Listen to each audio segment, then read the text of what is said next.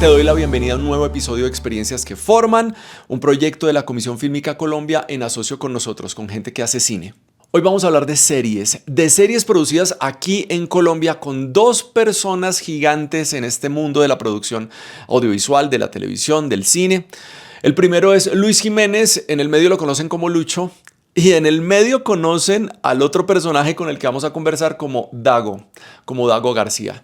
Lucho y Dago han producido de todo a lo largo de 2-3 décadas en la televisión y en el audiovisual colombiano. A Luis probablemente lo conoces por La Reina del Flow, que fue una serie ganadora del Emmy, por ejemplo. Y a Dago García pues lo conocemos por todo lado.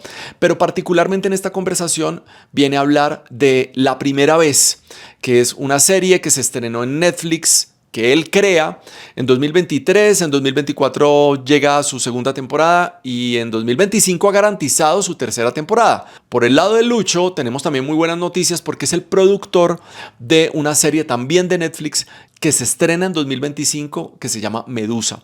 Vamos a hablar de su carrera, por supuesto, de la carrera de Lucho y de la carrera de Dago, pero en función de las series y trayendo a la actualidad la discusión. ¿Qué significa hoy ser un showrunner? ¿Qué es ser un creador de una serie? ¿Cómo se hace pitch para una serie? ¿Cómo se consigue que una plataforma compre o ayude o financie o produzca series en Colombia?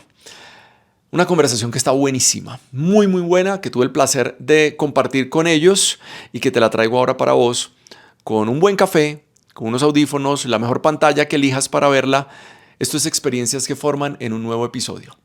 Bueno, lo primero que tengo que decir es que este episodio se llama Dago y Lucho. Sí, se podría llamar así. Buenísimo. Y eso fue lo que vi, claro. Vos sos Dago. Y entonces cuando empiezo a buscar a Luis Eduardo en su empresa, se presentas como Lucho. Sí, porque así me pusieron en el medio. Ah, ¿y a vos, Dago? ¿De dónde viene ese Dago? Eso viene del colegio. Ah. Porque, ¿ya estamos grabando? Sí, claro. Porque en el colegio yo escribía en el periódico estudiantil y yo firmaba con mis iniciales. Yo me llamo Darío Armando García Granados. Entonces era Dag y con mis dos nombres terminan en O. Mi seudónimo también terminaba en O. Entonces yo me firmaba como Dago y, curiosamente, del colegio, y me empezaron a llamar Dago. Del colegio pasé a la universidad con un compañero del colegio. Entonces me decía Dago, entonces todos.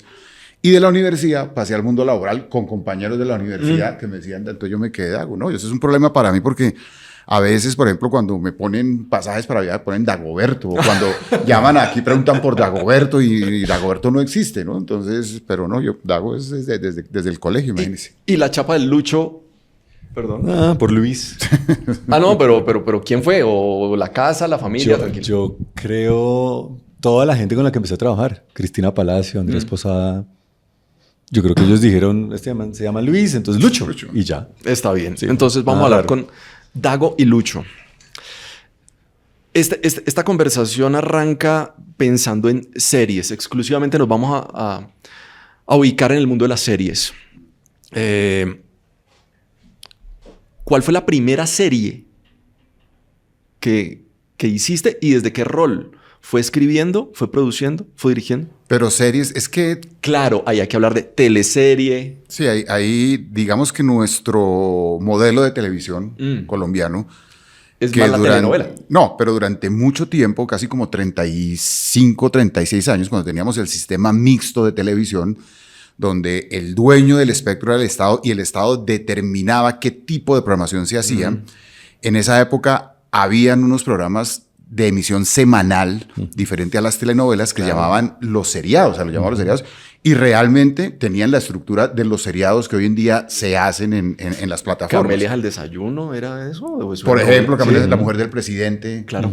Muchas de las cosas de Julio Jiménez, la abuela, eran series. Bernardo Romero también hizo ese formato. También. Incluso teníamos una cosa que se llamaba El Cuento del Domingo, que hacía Pepe Sánchez. Entonces, digamos que para la televisión colombiana, a diferencia de otras televisiones, el tema de los seriados no era ajeno.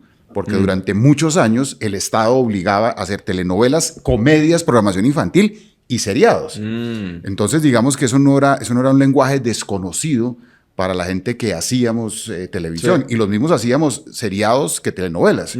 Los Mauricios, Fernando Gaitán también hizo uno que llamaba Los Juegos del Poder. Yo hice un poco de series muy melodramáticas, pero era La Pantera, El Último Beso, Ifigenia. ¿Y cuál fue la primera? La primera en este concepto de serie, de emisión semanal y no necesariamente adscrita al melodrama, imagínense, fue en 1991 que hice una serie con una programadora que llamaba Punch, que se llamaba Asunción. Claro. Que era dirigida por Guillermo, ¿Andrés Marroquín? Andrés fue el director, la idea era de Andrés. Ya. Pero en esa época Guillermo Calle fue el que la dirigió. Luego Guillermo se retiró para hacer otra cosa y la dirigió Andrés y alcancé a trabajar escribiendo con Andrés. Y era un seriado de emisión semanal y de formato de media hora. Pero es escribiendo, sí, el libretista. Era el libretista. El libretista. ¿Y en tu caso? La primera fue La Invencible Mujer Piraña, Ajá. protagonizada por Amparo Grisales. ¿Dirigida por ti? No. Yo era segundo asistente de dirección. Ya. Y en una sola serie pasé de ser segundo asistente de dirección a primer asistente de dirección a director asistente en el lapso de... ¿En esa? Claro, porque es que Teleset era una empresa muy pequeña. Pasó de ser Lucho a Don Lucho. O como me puso muchos años después Germán Quintero, Bertolucho. Solo me lo dice él. Y eso nos trae al recontrapresente, no sé cuántas décadas después, 3 y largo, a las series por las cuales inicialmente estamos sentados acá, que es La Primera Vez, y Medusa. Muy bien. El rol acá tuyo es, ahora entonces se habla de creador. ¿Cuál es ese rol? ¿Cómo se ha transformado ese rol de el libretista al creador de una serie? Sí, digamos que hay una vieja teoría que dice que el teatro es de los actores, el cine es de los directores y la televisión es de los escritores. Ya.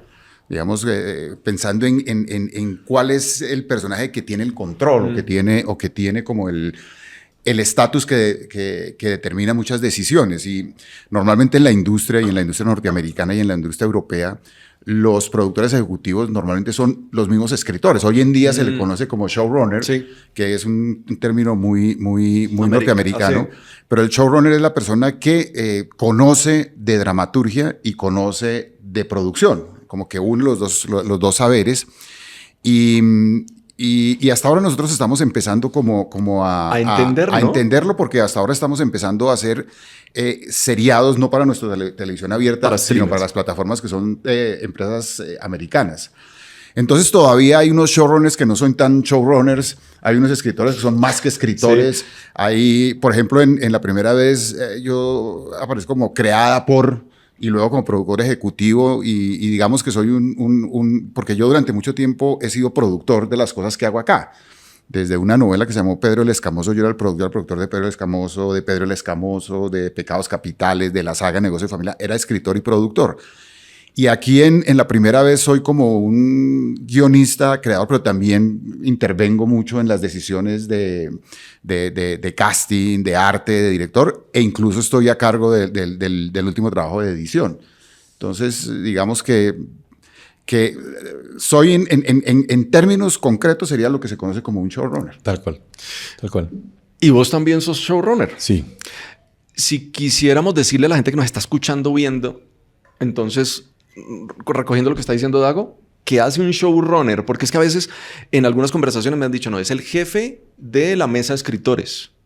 Hay otros, sí, también, pero hay unos showrunners que tienen como otros perfiles. No sé,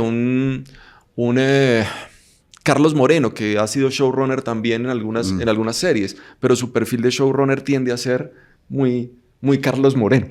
¿Sí? Claro. ¿Cómo es? Digamos que debemos de entender ese... Recogiendo lo que dice Dago, el showrunner acompaña el proceso, así no sea el escritor, en mi caso yo no soy el escritor, ni el creador de Medusa, ninguna de las dos cosas. La historia de Medusa es creada por Claudia Sánchez y Said Chamié. A mí me llevan o me traen al equipo para acompañar el proceso desde que se está escribiendo y hay que tomar decisiones de producción que deben ir respaldando la historia. Creo que eso es la esencia del showrunner, es alguien que está siendo madrina, padrino de la historia de principio a fin. Entonces, en mi caso no la creo, pero me meto de cabeza a entenderla y ver cómo es que se puede maximizar su potencial, tomando decisiones, como dice Dago, de elenco, de setting, de dónde filmarla, que es lo más importante de una serie, es cómo la organizas. Y cómo la organizas es a dónde la filmas. Y el de dónde la filmas es, bueno, tengo que contar esta historia, cómo la cuento de la mejor forma, tomando esas decisiones. Y de ahí para adelante es pues todo lo que sigue, es cómo integro el elenco, cómo integro los directores, qué directores propongo, qué directores terminan haciendo el show y cómo los llevo a sacar lo mejor de esa página. ¿No? Entonces, pues obviamente, desde la etapa de escritura, haces lo mismo con los escritores. ¿Usted qué quiere contar? ¿Cómo lo está contando? Ok, de pronto eso no se está viendo todavía en la página. Si queremos esto, ¿por qué no por este lado? ¿Qué tal si esta secuencia que escribió de esta forma la cambia de lugar para este otro? Y así se van tomando esas decisiones. O sea que, pero vos sos un showrunner que escribe, que es además el escritor. Eso le otorga un poder, obviamente, a ese rol adicional. ¿O no? Pues no necesariamente. Un poco como dice Lucho, digamos que para el escritor el guión es una forma de expresión, es una forma de contar una historia. Para el productor ejecutivo, el guión es un modelo de ejecución presupuestal, porque en el guión, el programa cuesta lo que dice el guión. Y para el productor ejecutivo, cada cosa que está en el guión es un insumo que cuesta plata. Para es información. No, para un escritor, un personaje es una creación que maneja de una otra forma una línea de historia. Para un productor ejecutivo, un personaje es un costo, cuesta tanto. Claro. El showrunner es el que es capaz de ponerse en el medio y encontrar solución a problemas de presupuesto desde el libreto y a problemas de dramaturgia desde el presupuesto. Es quien concilia los dos mundos y hace posible las producciones. Por eso debe ser el jefe de los escritores y el jefe del equipo de producción. Digamos que el showrunner tiene o debe tener la potestad para devolver guiones. Y para devolver guiones no solamente por contenido, sino por producción. O sea, es como una especie de gran gerente del proyecto. Del proyecto de principio a fin. Entonces, digamos que en el caso de cuando el showrunner es el mismo escritor, pues termina uno autocensurándose desde el proceso de escritura y digamos que facilita las cosas, pero no es muy diferente a si tuviera encima también un showrunner que le dijera, oiga, por aquí no, porque esto de pronto o resulta muy costoso o de pronto pierde foco la historia. Casi que lo que hace uno es, mientras está escribiendo, también ponerse el casco de productor. Quiero, para darle el paso a Lucho, meterme en el tema de... Probablemente el que nos está escuchando va a decir, ¿cómo así? Los CINAS, que es este certificado de inversión, que es uno de los beneficios de las reformas que ha tenido la ley de cine, que dice hay capital extranjero y tenemos una ley que beneficia a ese capital extranjero para que finalmente Colombia sea un sitio de locación, para que el equipo técnico y creativo pues tenga más horas de rodaje, más de set y pueda hacer historias, y hay unos beneficios para todos, para el que invierte y para el que está acá. Porque finalmente tienen más producciones, más horas de vuelo, en fin. Lo que es curioso es que es un beneficio para el capital extranjero, pero finalmente lo que estamos produciendo es recolombiano, de alguna manera. Entonces, la primera vez en este caso, y Medusa, que también es una historia colombiana. Definitivamente, esa ley, esos parágrafos que están escritos, lo que han hecho es potenciar. ¿Cómo lo has visto tú desde tu trabajo en Teleced, ahora con Pulsar? Con TIS, como esa, no sé si es una marea de producciones que este tipo de beneficios está trayendo a Colombia. Sí, es una marea de producciones y es un gran beneficio para los que hacemos el trabajo. Porque, te lo pongo de esta forma, yo recuerdo tener días de rodaje que rayaban en las 24 horas, ¿no? Yo recuerdo ser en un proyecto que se llamó Rosas del Atardecer, de Caracol Televisión, hecho por Teleset.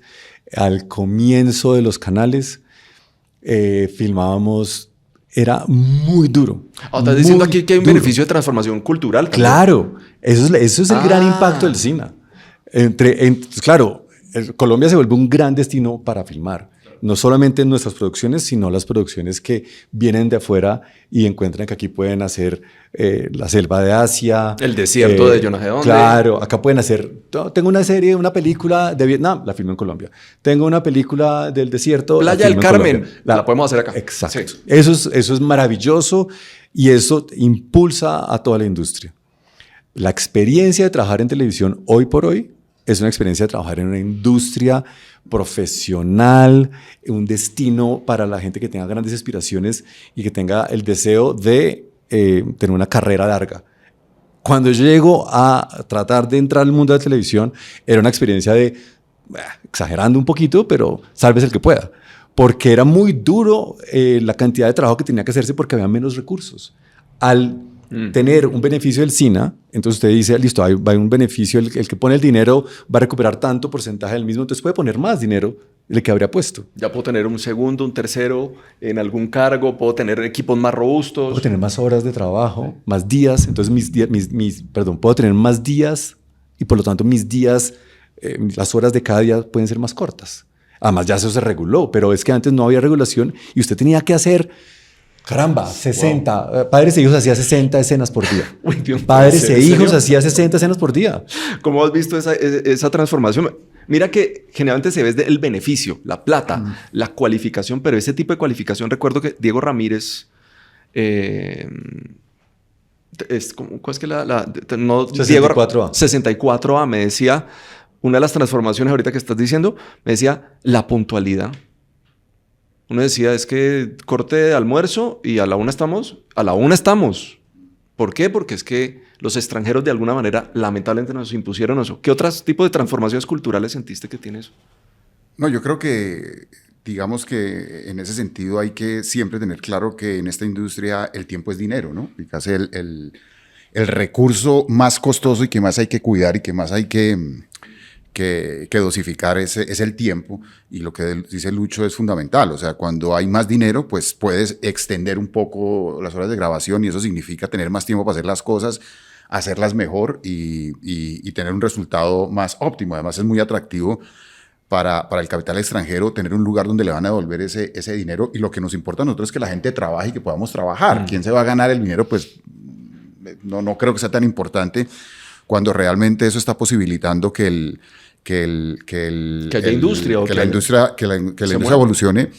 Y eso mismo, el cine, junto con otras modalidades de la ley del cine, ha permitido una cosa que me parece increíble, y es la cualificación del equipo técnico. Claro. Hoy en día tenemos, por ejemplo, unos fotógrafos que trabajan no solamente en Colombia, sino que trabajan por fuera. Hoy en día conseguir un fotógrafo es imposible, sí, porque tienen mucho trabajo y no tienen trabajo acá, sino que tienen por fuera, y eso es resultado como de esa nueva forma de producir, de esa, diría yo, profesionalización de los oficios, del sonidista, del director de arte, del fotógrafo. Y eso tiene que ver también con la presencia de extranjeros que tienen unos niveles de exigencia diferentes, con la posibilidad de tener más dinero para invertir, con la posibilidad de que lo que hacemos aquí viaje. Hay una cantidad de cosas que terminan todas redundando en beneficio de la calidad de los trabajadores de la televisión, sí, y del audiovisual. Sí, y que hace que producir acá se ofrecen exactamente los mismos estándares que en cualquier lado ya en este momento. Claro, y eso que dice algo es clave. El equipo es muy profesional hoy por hoy, producto de esas inversiones, producto de esos beneficios, y las historias son mejores. Porque yo creo que se dan un chance de, oiga, vamos a competir en estas plataformas, vamos a lo que hacemos para Caracol o RCN, luego pasa a esos lugares y queremos que la gente pues las vea y gane espacios ahí, o lo que se hace directamente para las plataformas tiene que competir de esa forma. Entonces uno empieza a ver cómo, sí, hombre, el ejemplo que puso ahorita, de pronto una serie como Padres e Hijos tenía el presupuesto y la rapidez para hacer 60 escenas en el día. De pronto esas escenas hoy por hoy no podrían encontrar el espacio en un guión para luchar por la atención del público. No sé si a Dago cuando le pasa que cuando está escribiendo se pone unas exigencias en lo que quiere contar distintas a lo que se ponía antes por la extensión de la historia. Claro. La televisión abierta pues por su mismo contexto y su misma naturaleza económica, vive de la larga duración. Nosotros para la televisión abierta no podemos hacer contenidos cortos, porque necesitamos contenidos largos en los cuales los costos fijos se puedan diferir en el tiempo. Y además la maduración de un producto de televisión abierta más o menos se da a partir del capítulo 10. Una serie está terminando en el capítulo 10, una serie de televisión abierta está empezando a madurar comercialmente, a convencer a los inversores, a los que ponen pauta, cuando está terminando la serie corta de plataforma. Entonces, los escritores de televisión abierta, de telenovelas, desarrollamos las habilidades de la dramaturgia de dilación, del truco de decir poco en mucho, ¿cierto?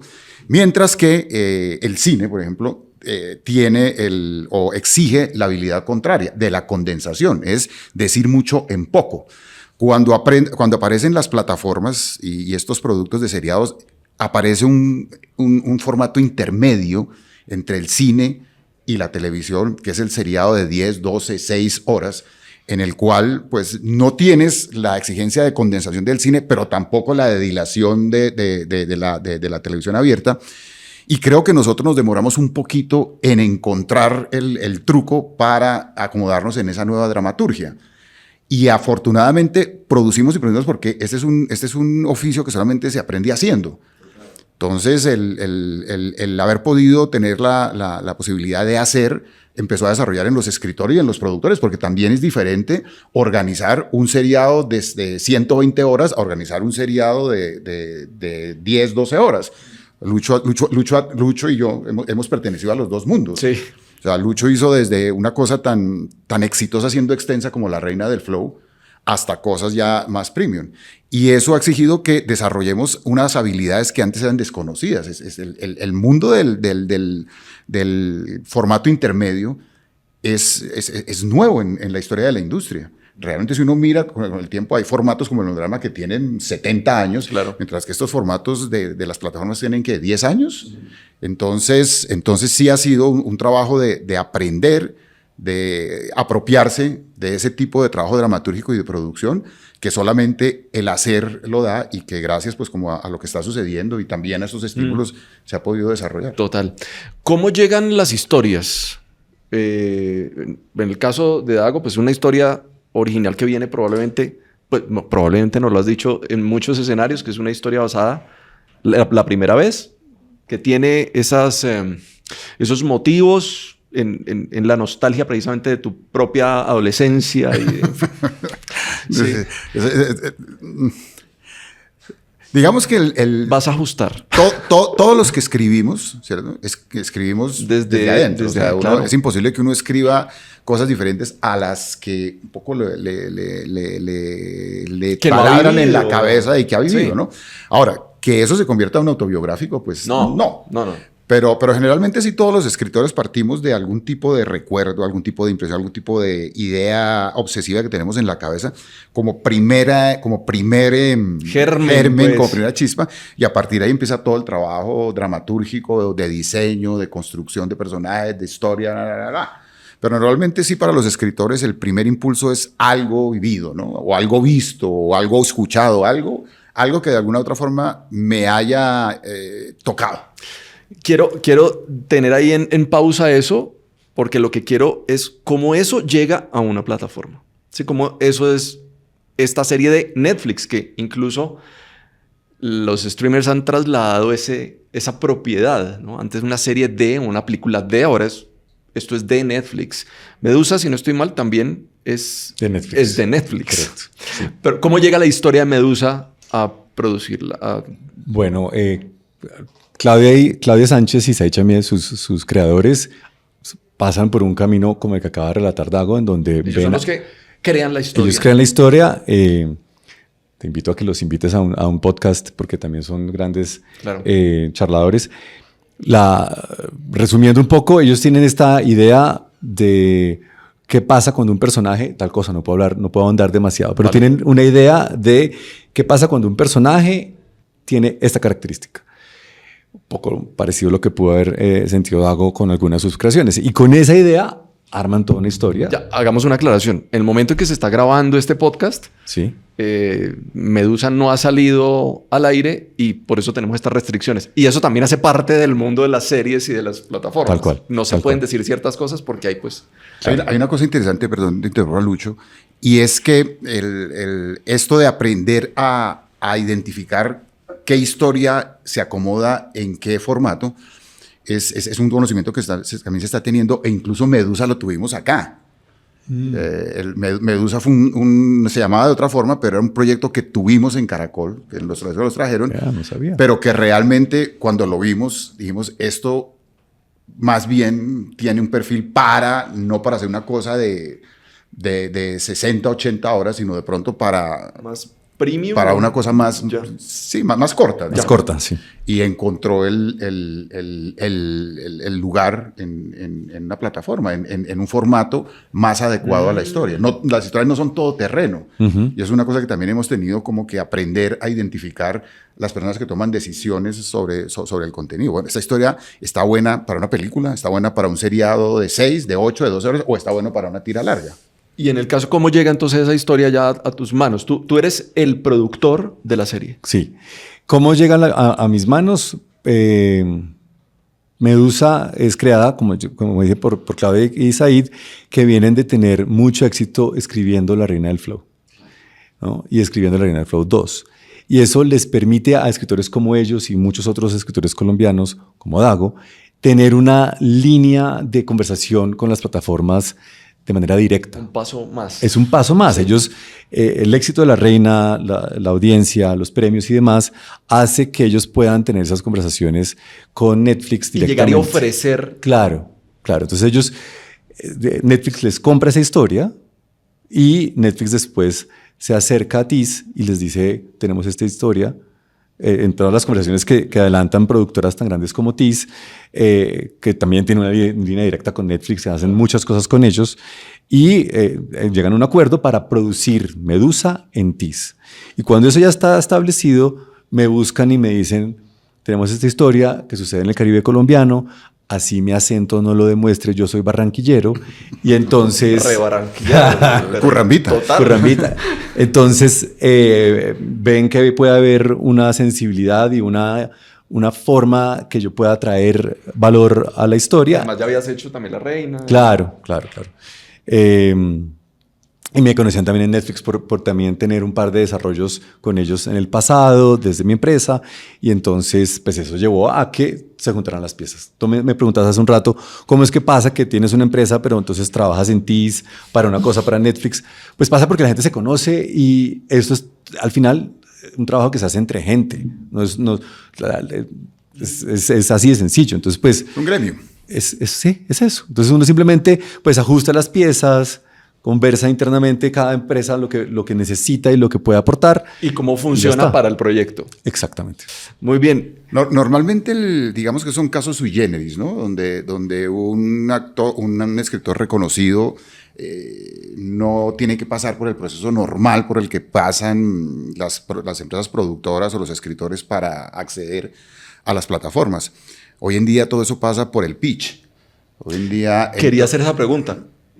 ¿Eres tú el que hace el pitch a Netflix de la primera vez? No, porque en el caso mío es un poco como parecido al caso de Claudia y Said. Yo tengo una doble condición, porque yo soy el encargado de producción en Canal Caracol, pero yo tengo una empresa productora de cine que se llama Dago García Producciones. Las películas mías siempre han estado en Netflix y siempre le van bien en Netflix. O sea, las películas mías funcionan en Netflix y no sé hace cuánto tiempo se me acercó la gente de Netflix y me dijo, oiga, queremos una serie, pero parecida a sus películas. ¿Sí? Queremos una serie... Aquí es al contrario, te buscan. Y me dicen que estaba yo en cosas de funciones de Caracol haciendo pitch con cosas de Caracol, pero también me dijeron aparte, queremos una serie que se parezca a las películas que usted hace, y entonces escribí y produje una serie que se llamó Chichipatos, que hicimos 2 temporadas y un especial de Navidad, y después de esa iba a hacer otra película, porque me dijeron, oiga, hagamos otra película, y presenté la primera vez que inicialmente era una película. Y en ese momento el ejecutivo que estaba al frente de eso dijo, no, aquí hay una película, aquí hay es un seriado. y se dio el seriado. Pero digamos que estos son caminos sui generis. El camino normal es tocar puerta, pedir una cita para hacer un pitch y hacer un pitch en el cual te juegas la vida en 7 minutos. Y además con el promedio de pitch exitosos es como de un 2% con suerte. de 100 proyectos que presenten, escogen 2, ¿no? Entonces, y es bastante complejo porque de verdad en 5 minutos te juegas la vida. ¿Tú en haces 7 minutos. pitch en la actualidad? Sí, pero estamos también un poco modificando la forma de hacer nuestros pitch. Antes sí, yo los hacía o también lo hacía Juana Uribe, que trabaja conmigo. Pero hoy en día estamos ensayando otras formas, ¿no? Los últimos pitch los hemos hecho con los actores, que conseguimos un actor que hayamos ya opcionado para la serie. Le decimos al actor que asuma el personaje y que él cuente la historia, y un actor es mucho más encantador que un escritor, porque en una época tratamos de que los mismos escritores hicieran el pitch y esto fue un desastre total, porque el que usted sea buen escritor no significa que sea un buen storyteller. Exacto, claro. Buen storyteller. Entonces muchas veces un gran escritor se pega una enredada a la berraca y termina porque quiere defender un personaje y solo no, es una habilidad comunicativa, oral. Sí, no necesariamente el buen contador de historias escritas es el alma de las fiestas que cuenta chistes, ¿no? Entonces, y a veces también acompañamos el pitch con material audiovisual, un poco, eso ha evolucionado. ¿Cómo lo estás haciendo tú? Así. Sí, eso ayuda un montón. Material audiovisual, tener elenco sentado en el momento del pitch, en el personaje o fuera del personaje, pero que ya tú lleves. Lo que te piden siempre es cuál es el empaque. O sea, es una cosa, te piden que no solamente lleves la historia, sino que lleves, mire, hemos pensado en estos actores, ya están enterados, les gusta esta cosa, quieren aportar de esta forma, tienen esta ventana de tiempo, tenemos estos directores interesados. Tú debes llevar un paquete muy consolidado porque compites por ese 2% de aprobación. Entonces tú puedes presentar 100 para llegar a 2. Entonces tú quieres reducir eso porque es muy difícil desarrollarse. Le escuchaba a una conferencia que dio en Cali, donde hablaba de que no, en el pitch el pitch actual no necesariamente toca llevar todo absolutamente listo, la Biblia hechecita, porque tienes un nuevo jugador que te va a decir, y además también con mucho conocimiento de mercado, con data que tú no tienes. Ellos son los que tienen la data, ¿sí? Y te dicen, mueve aquí, y que ya entonces tocas entrar como con otro... Sí, ¿te pasa? Claro, y eso tienes que mandar un anzuelo. Y puedes tener una cantidad de información, no la pongas de entrada. Ten la lista para conversar con ese nuevo jugador. Ten listo tu conocimiento a toda la profundidad, pero no entregues esas 30 páginas. Para que después de los 7 minutos, si te paró bolas, ahí ya... Claro, ya. Y de pronto le toma 1 o 2 semanas volver, o 3, y decirte, ok, ¿qué más tienes? Tengo esto. Lo tienes que tener listo. Cosas que se aprenden sobre la marcha. Y tú dices, ¿les gustó? Dame un mes para volver. No, olvídate. El pitch hoy en día no busca una aprobación. Busca, como dice Lucho, generar una conversación. ¿Es la primera? Sí, porque etapa de la conversación. es que el paradigma cambió. Digamos que veníamos de un paradigma donde el contenido era el rey a un paradigma donde la distribución es una reina, y una reina bastante demandante. Y tiene que ver mucho con lo que usted dice, con todo el desarrollo de la tecnología digital a la hora de la consulta de quién está al otro lado del televisor. Cuando ya usted sabe quiénes están allá, cuál es su hábito, por qué están viendo, por qué no están viendo, qué dejan de ver, de una cantidad de información que en teoría les hace conocedores de qué es lo que necesitan para su plataforma. Entonces, cuando llevas por experiencia propia, cuando llevas un pitch demasiado armado, intimidas un poco al cliente porque dice, aquí, ¿dónde voy a intervenir para poder ajustar ese contenido a lo que sabemos nosotros que le interesa a nuestro clientela? Entonces, digamos que también cambia un paradigma para nosotros los escritores, y yo creo que también para los productores. Antes nosotros teníamos una especie de relación directa con el público. Nosotros pensábamos en qué le va a gustar al público. Como que nuestro cliente era el público, ¿sí? Hoy en día hay como una diferencia entre público y usuario, entre cliente y usuario. El usuario de la televisión es quien ve televisión, pero el cliente para nosotros ya no es el que ve televisión, sino son las plataformas. Cuando tú llevas un contenido, no estás pensando qué le va a gustar a la gente, sino qué le va a gustar a Amazon, a Netflix, a Apple, a ViX. Nuestro cliente hoy en día es la plataforma. Y a esa plataforma hay que plantearle una conversación, contenidos en los cuales ellos puedan intervenir para poder entre los dos construir, a partir de la idea de quien la lleva, un producto que se ajuste a las características de cada uno de esos clientes. Y cada una de las plataformas tiene unas características diferentes. Sí. Uno siente que Netflix tiene cierto contenido, que HBO está más preocupado por esto, aunque se ha abierto un poco. Amazon, a Prime también. Exactamente. Cuando yo veo en tu empresa Pulsar, que dices desarrollamos contenidos, historias y productos para diferentes plataformas, entonces uno empieza a ver qué productos hay en desarrollo. Me llamó mucho la atención que había una serie que decía que desde el desarrollo estaba planteada para 3 temporadas. Eso se puede pensar, y creo que va a conectar con la 3ª temporada de la primera vez. Y es, eso se puede hacer, o sea, se va pensando, porque me imagino que hay series que se sueñan que es una temporada y no le fue bien y hasta ahí murió, pero uno desde la producción, desde digamos el rol tuyo que tienes con Pulsar, que es vamos a hacer este proyecto y ya sabemos que puede ser temporalizable. ¿Cómo funciona eso? ¿Se piensa desde el principio o a veces se juega a que el streamer te diga, oiga, le fue muy bien, chico, vaya, se ponga a escribir la otra? Yo creo que te pones los ingredientes, por decirlo de alguna forma, de una historia, o reconoces que una historia, como decía Dago ahorita, no todas las historias sirven para todo. Entonces tú puedes creer que una historia tiene largo aliento y resulta que no cuando te sientas a desarrollar cuáles son esos giros. Pero cuando encuentras una que dices, oiga, esto sí puede tener mucho, pues te aseguras de imaginarlos esos arcos de esas 3 temporadas. Solamente desarrollas la primera.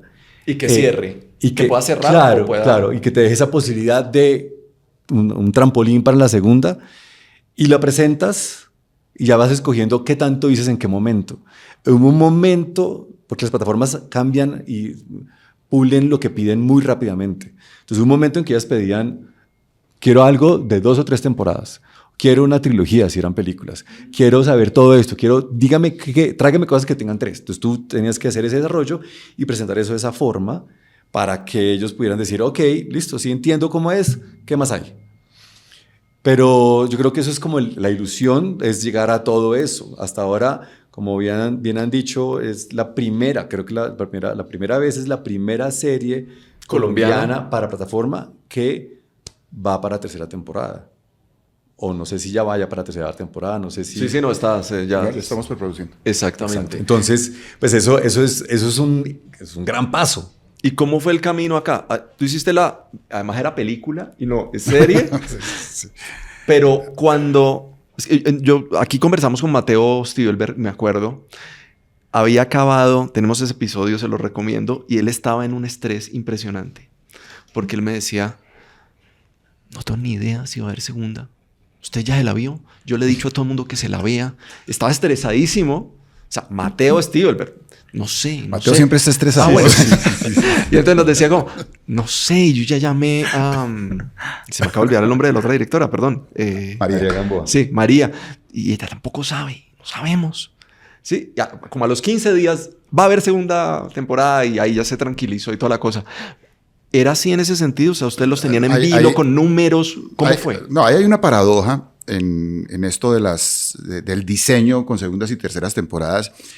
Y es que uno se tiene que jugar todo en la primera temporada. Todo. Entonces uno, digamos, no dosifica el material. Digamos, cuando haces televisión abierta, pues sabes que tienes 60, 70, 80. Cuando empecé a hacer televisión, y Lucho también, el plante mínimo eran 120 horas. Y yo hice una novela de 350 horas, que fue Pedro el Escamoso. O sea, entonces uno como que sabía dosificar los tiempos de la historia. En las plataformas uno se juega la vida en los primeros 2 minutos. Tal cual. Y el porcentaje de gente que empieza una serie y la termina es mínimo.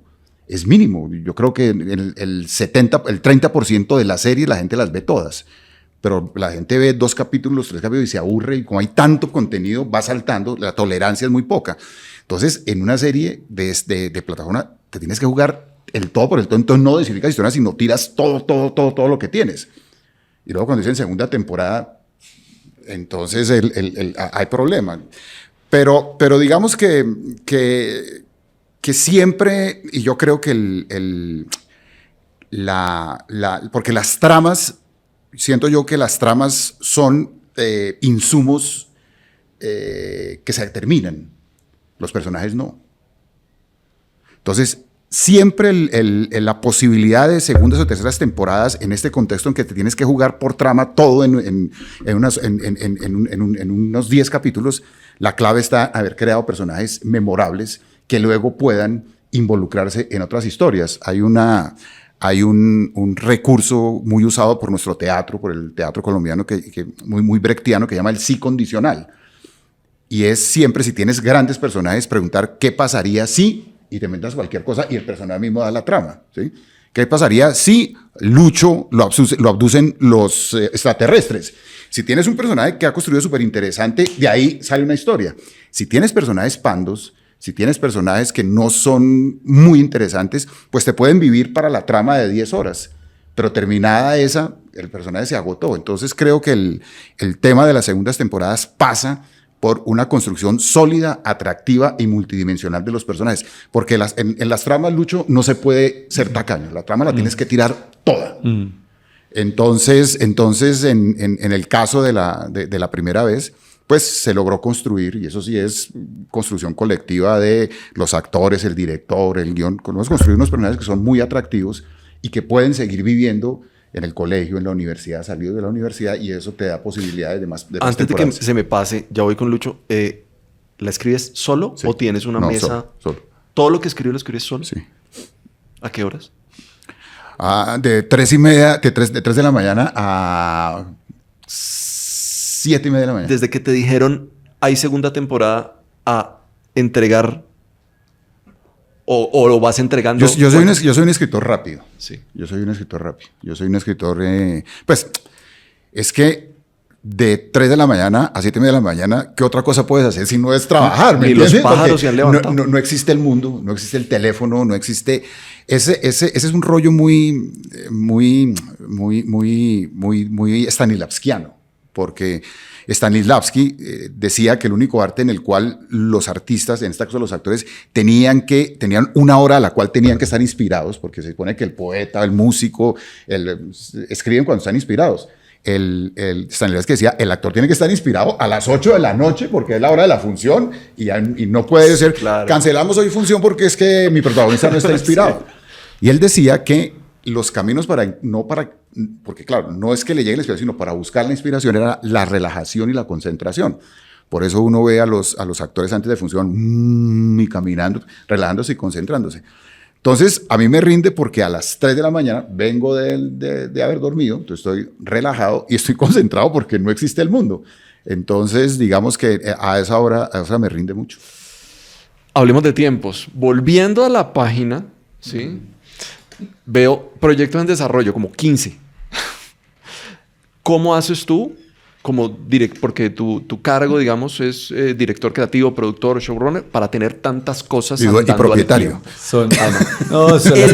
Atendido por su propietario. Sí, pero ¿cómo haces para el tiempo? A ver, yo con un podcast estoy más jodido que el berraco. ¿Cómo hacen ustedes para los tiempos? Le das prioridad como cualquier cosa en la vida. Primero lo importante, después lo urgente y al revés, y después vas viendo. Yo creo que tú dices, listo, puede que tengas 15, pero es que tienes equipos diferentes. Pulsar es una empresa que lo que hace es buscar relaciones con diferentes escritores, que creo que hacen todas las empresas hacen lo mismo, y vas desarrollando con esos escritores. No, a diferencia de Dago, yo no escribo estas historias, entonces estoy acompañando a diferentes equipos a llegar a un producto que se pueda o pichar, o cuando ya tenemos un contrato de desarrollo, pues a entregar los libretos. Pero además están en diferentes niveles. Es una carrera que cada uno está en diferente. Uno claro. En absoluto germen de idea, Tal otro cual. ya en desarrollo, otro ya con recursos. Tal cual, así es. Hay una cosa en el caso, por ejemplo, de personas como Lucho, que tienen mucha experiencia y entonces ya tú en la industria empiezas a ser valioso no por lo que haces, sino por lo que sabes. ¿Me entiendes? Entonces, claro, el activo que tiene Lucho en la industria y en su empresa no es estar pendiente y digo Lucho, pero digo es generalmente de los ejecutivos, no es el tiempo que implica escribir un libreto, que lleva mucho tiempo, no sé qué, sino es el tiempo para en una hora leer un libreto y poder decir, aquí pasa esto, aquí no pasa esto, hay que hacer esto y esto y esto. Y eso da como una especie de economía de tiempo. Cuando se tiene conocimiento, como que hay más uso eficiente del tiempo que cuando no se tiene el conocimiento. Si no hay el conocimiento, y lo sabemos, o sea, entrar a una discusión sin claridad en una mesa de escritores puede ser una discusión de 3 días y que no se llegue a ninguna conclusión, porque los escritores pues no necesariamente tienen claridad sobre lo que están haciendo, porque están tan involucrados en el proceso que se pierde esa distancia. El buen showrunner o el buen productor es una persona que tiene la distancia para recibir el guión y en una hora leerlo y poder hacer una escaleta, hacer una evaluación de lo que hay ahí y comunicárselo a los escritores. Entonces, digamos que el conocimiento, cuando es producto de la experiencia, ahorra mucho el tiempo y hace que el manejo del tiempo sea eficiente y pueda tomarse decisiones desde las que menciona Lucho. ¿Qué es lo urgente? ¿Qué es lo importante? ¿Y qué es lo que puede esperar? Lucho, tú hiciste La Reina del Flow y pues fue un boom, casi que un boom antes de que todo se acelerara mucho más, que fue justo con la pandemia. ¿Sí? Ustedes han pegado por primera vez en muchas situaciones, en muchos de sus productos. ¿La estamos pegando en este momento, 2024, Colombia, con los contenidos que estamos haciendo? O porque cuando de pronto uno se va a México, uno se va a Argentina, uno dice, allá hay sus producciones muy, muy fuertes. O sea, en este momento, ¿sientes tú desde la experiencia que estamos teniendo un boom, no solamente para rodar acá, sino para producir contenido nuestro y que lo vean en todo lado?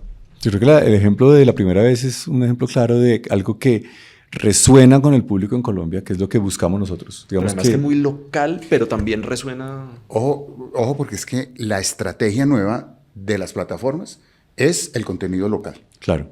Las plataformas perdón, me intervengo ahí, las plataformas en los países desarrollados ya no van a crecer más. Ya llegaron ahí a los topes donde podían crecer. Entonces, hoy en día, el discurso de las plataformas, y lo sabes, es, a mí no me importa triunfar globalmente. Si triunfamos globalmente, del putas.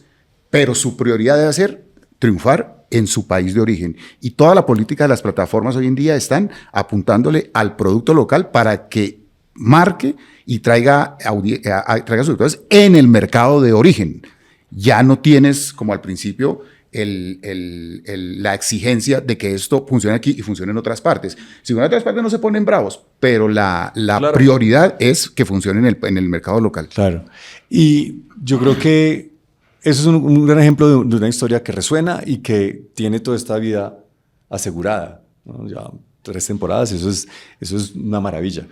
Y también lo veo en las decisiones de cómo conformas tus equipos. Digamos, Medusa es una serie producida en Colombia por una productora colombiana como Stiz, escrita por un par de escritores colombianos con mucho éxito y que a pesar de todos los movimientos que se dan en el proceso de casting, terminaron copiándome esta cosa de que no necesitábamos un extranjero en el elenco. No por nada distinto a la historia, es tan local que le conviene que el elenco se identifique el público en ese elenco, ¿no? Que no vean, pero que no empiecen a justificar, claro, lo podíamos hacer por historia, se podía justificar que uno de los personajes no fuera colombiano, no había rollo. Pero ¿para qué nos damos esa vuelta? Porque la historia funciona muy bien con un elenco colombiano. El reto era encontrar un elenco colombiano con el poder como el que por fin encontramos, el poder de pantalla, de estar, ¿no? O sea, que fueran estrellas en Colombia y en el mundo para que fuera atractiva la historia de entrada.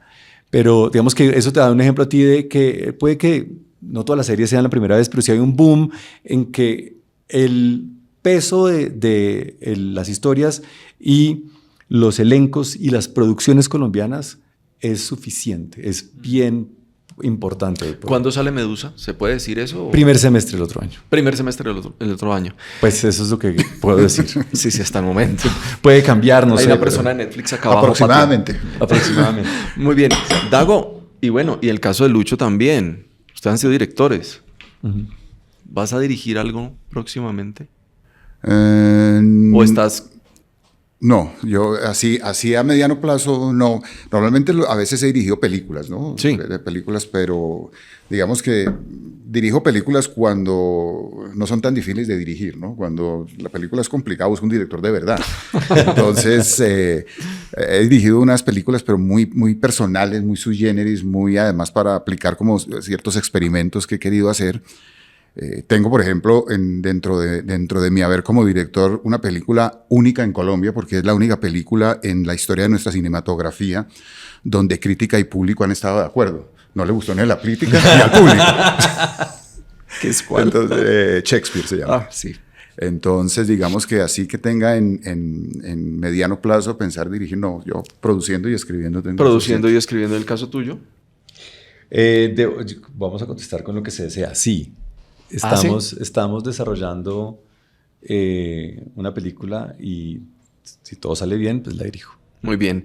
Dago, hay un hermano tuyo que es diseñador de producción y trabaja contigo Ajá. en tus películas y en todo. Ajá. ¿Cómo es? Y otro hermano que es el productor ejecutivo. Exactamente, muy bien. ¿Qué cargos o qué otros oficios dentro de este mundo de la creación audiovisual admiras de una manera profunda que dices como, Dios mío, esta gente cómo la logra? Y que dices, no, me les quito el sombrero. No sé, yo creo que los editores, un poco por afinidad, porque creo que los buenos editores son dramaturgos, ¿no? Claro, vuelven a escribir. Exacto, realmente la película o el seriado que ve el público, finalmente el cliente, el usuario, para ponerlo en los nuevos términos, no es ni la que escribió el guionista, ni la que dirigió el director, ni la que interpretó al actor, sino la que editó el editor, porque Sí, sí, sí. esa última escritura es la que llega al público, ¿no? Entonces, por oficio, me le quito el sombrero a los buenos editores. Y por contraste a mi personalidad, a los fotógrafos, porque yo soy un tipo ansioso y esos fotógrafos, para ellos el concepto tiempo no existe. ¿Sí? Son quizás el dolor de cabeza más grande que tenemos los productores, porque los fotógrafos son capaces de empeñar la vida por un brillito que no va a ver sino él durante la emisión y nunca he podido entender ese carácter zen, confuciano de los directores de fotografía. En el caso tuyo. Los músicos. Ah, pues. Por afinidad, por ser lo primero que me gustó Sí. hacer música, por ser lo primero que empecé a estudiar y porque la música te cuenta lo que no pudiste contar con todas las otras cosas que pudiste Es hacer. cierto. La música es el alma de la historia, es el alma de los personajes, entonces con la música haces la conexión final. Mencionas mucho en entrevistas, haces mención a Los Sopranos. ¿Qué serie tú dices, pucha, me hubiera a mí gustado hacerla? Una serie que se llama Six Feet Under. Claro. Esa serie fue de las primeras series que hizo HBO, pero fue una serie que disfruté y que me parece es del mismo escritor de American Beauty. Y esa serie siempre vuelvo a ella, ¿no? Me gusta mucho. Esa. Sí. Y la última serie que te pudiste ver o que estuviste, me imagino que Sí, ves mucho y ves de a 2 episodios para ir viendo qué se está Sí. haciendo. La última que vi que me gustó mucho fue Un Gentleman en Moscú. Es una película, es una serie que habla de toda la turbulencia de la revolución bolchevique, pero desde un personaje que es condenado a vivir en un hotel de lujo. Es basado en un libro. Y me parece que es una forma súper original y efectiva de contar un momento histórico en Rusia, cuando surge la revolución bolchevique y Rusia cambia de ser un país zarista a un país comunista, y este es un noble, ¿cierto? Que lo van a matar, pero se supone que escribió un día un poema en favor del pueblo, entonces le perdonan la vida. Luego sabemos que no fue él el que escribió, es un amigo que lo quería mucho, y su condena es irse a vivir a un hotel de lujo y no poder salir cadena perpetua en un hotel de lujo. Entonces es maravilloso. Muy bien, muy buenas dos recomendaciones. El caso tuyo, la serie que tú dijiste, yo hubiera querido hacer. Me estaba pensando ahorita mientras veía algo. Estaba ese cerebro explotando. No tengo esa respuesta. Pues una. No, el oso que estoy viendo ahora me encanta. Dios mío. Arranqué a ver el primer episodio, cuando estás hablando de edición, el primer episodio de la tercera temporada de Dago. No sé si lo viste. Ya, fíjate que es una serie donde se le debe mucho al editor. Pero total. Sí, claro. Y el primer episodio es edición pura. Claro, digamos que en El Oso no he buscado los guiones, ojalá estén por ahí en alguna parte, porque me gustaría verlos, porque El Oso tiene una cosa muy bien lograda, los capítulos sí son muy distintos unos con otros, hay en cada temporada, yo voy en la segunda, no he llegado a la tercera, pero digamos que he reconocido capítulos similares en la 1 y en la 2, en su estructura y en su edición, pero luego te mandan a lugares muy distintos sin salir del restaurante en la primera temporada. Ya en la segunda explora otros espacios, pero eso me parece muy interesante. Me gusta mucho en El Oso cómo han sido de no pretenciosos, como que de verdad son personajes metidos en una cocina. Esa primera temporada, incluso cuando salen a la calle, han decidido filmar contra la pared y no aprovechar toda la fuga de la calle en muchos momentos, como queriendo decir, lo que importa aquí son ellos y esta intimidad. Y luego ya en la segunda se dieron un chance de abrirse un montón por el éxito de la primera. Y me ha gustado, y los quiero ver esos guiones porque recuerdo en la universidad leer el guión de Midnight Cowboy. Y uno ve ese guión y había unos ejemplos de cómo luego usted vio esos clips que había en pantalla, era porque no había quiebre de escena para cada plano, sino era como tres punticos y una imagen, tres punticos y una imagen, tres punticos y una imagen. Y era una manera muy diferente de escribir guiones. Muy diferente. Esa película, como dato curioso, también nos sirvió a nosotros, no es basado en eso, pero un poco para darle forma definitiva a Pedro el Escamoso. ¿No? El Midnight Cowboy, el de John Boyd, el personaje de John Boyd, ¿se acuerda que era un vaquero, llegaba ahí, Pedro el Escamoso tenía algo de ese personaje de John Boyd. ¿No han trabajado juntos? No. Hemos querido. Pero se han encontrado. Sí hemos tenido conversaciones. De hecho, tenemos un proyecto común que algún día, cuando seamos ricos y millonarios, podremos hacer. Pero sí nos hemos encontrado con Pulsar, en un desarrollo que venimos haciendo y que ojalá algún día nos reviente. Ojalá. Y Davo no se acuerda de esto, pero esto que ha sido van a ser 10 años. Tenía yo esta historia que quería hacer. Entonces yo recuerdo haber escrito... ¿La de los aviones? Sí, la de los aviones. Escrito algo ahí, ¿se acuerda? Sí. Claro, un pedazo de hoja puesto en Teleset, lo pegué ahí y lo dejé ahí. Tenía como toda la historia, ese cuento de que usted se imagina todas las temporadas, pues hay un garabato de todo lo que me imaginaba. Y en un break entre bloque de búsqueda y el comandante, salgo y le digo a un amigo, necesito tanta plata para hacer este teaser de esta historia. Y entonces en 2 días, un crew de 6 creo que éramos, filmó un día en Cali y un día en Barranquilla. Me mando a todo el equipo de Cali a Barranquilla para el segundo día de rodaje, pero se quedan los equipos, me toca dormir en el aeropuerto de Cali, llego allá, filmo esto, se lo presento a Dago acá en una de las oficinas de Caracol, lo ve, dura 3 minutos, lo ve de pie, lo mira, me dice, Chino, eso es lo que quiero, hable con... Ya, eso es lo que quiero. Entonces me siento con... Esto es un post-pitch. me siento a negociar. Muy buena historia y muy buen teaser. Me siento a negociar la historia, no llegamos a un acuerdo y me llevo mi historia bajo el brazo. Sí. Y mi teaser y se queda en un cajón años. Y luego la vuelvo a mostrar en Netflix y me dicen... no en Netflix, en otra productora. Y me dicen, no podemos hacer lo mismo. Chino, lo quiero. No llegamos a un acuerdo. Se queda en el cajón. Esa persona a la que le picho en esa productora, luego se va de ejecutivo a Netflix y un día me llama y me dice, oiga, esa historia de los aviones, ahí está en un cajón. Me la manda otra vez, le mando el teaser que vio Dago, le mando todo lo que había de material.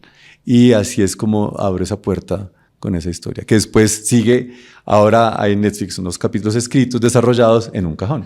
Todos tenemos un proyecto que siempre llevamos debajo del brazo y que es como proyecto que uno, yo no sé si uno lo termina queriendo porque nunca va a ser posible. O por qué, pero yo creo que todos los sectores tenemos un proyecto de ese tipo. Pues que esta conversación no se quede en un cajón, la disfruté muchísimo. Qué bueno que se han podido encontrar, no para trabajar, sino para conversar de lo que han hecho también durante todo este tiempo. Gracias. Muchas Estas gracias. experiencias que Mauricio. forman. Gracias. Bueno. A ustedes.